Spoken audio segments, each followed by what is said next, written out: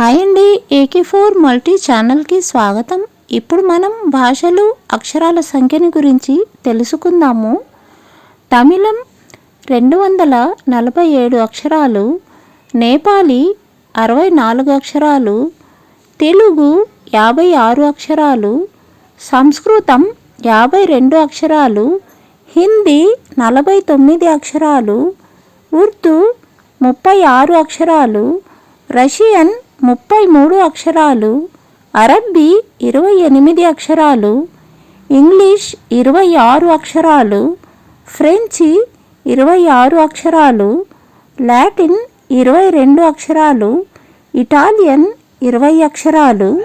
మరిన్ని భాషల అక్షరాల గురించి తెలుసుకోవాలా అంటే మా ఛానల్ని సంప్రదించండి.